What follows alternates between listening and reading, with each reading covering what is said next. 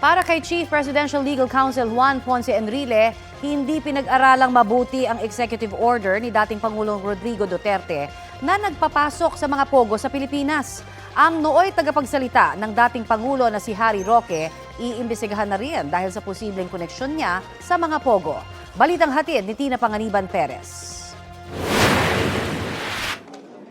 Sa pagharap ni Attorney Harry Roque sa pagdinig ng Kamara tungkol sa mga pogo, inusisa siya kaugnay sa bahay sa Benguet na ni-raid dahil sa posibleng koneksyon sa mga pogo kung saan dalawang dayuhan ang inaresto. Nauna nang sinabi ng PAOK na isa sa mga arestado wanted para sa malawakang fraud sa China at panloloko umano sa halos 200,000 tao.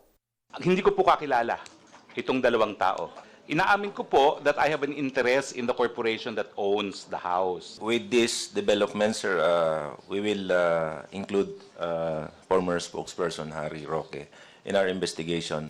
Ipapasapi na naman dahil sa pang-iisnab sa mga komite ng Kamara si Cassandra Lee Ong. Si Ong ang sinasabing kinatawan ng Lucky South 99 Pogo sa Porac, Pampanga na sinamahan ni Roque sa PAGCOR para magtanong tungkol sa umano'y hindi nare-remit na bayad ng kumpanya nito.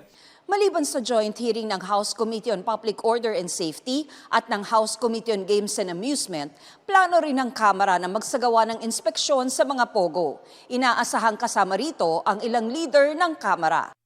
Humarap din sa pagdinig si Chief Presidential Legal Counsel Juan Ponce Enrile na sinabing sang-ayon siya sa Pogo ban na dineklara ni Pangulong Bongbong Marcos. I will kick out Pogo in this country. Pogo is a money laundering operation. Kasama niya ang anak na Administrator and Chief Executive Order naman ng Cagayan Economic Zone Authority o CEZA na itinanggi namang may Pogo roon. I want to categorically state that there are no pogos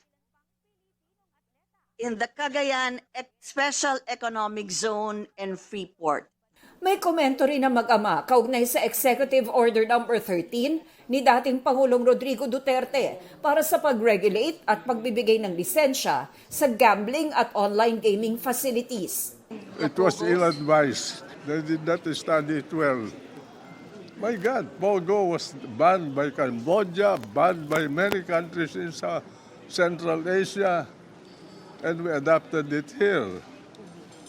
And why is it that until now, you have Pogos in Banban and Porac, and without PAGCOR being able to control them? Is that a wise decision, wise activity?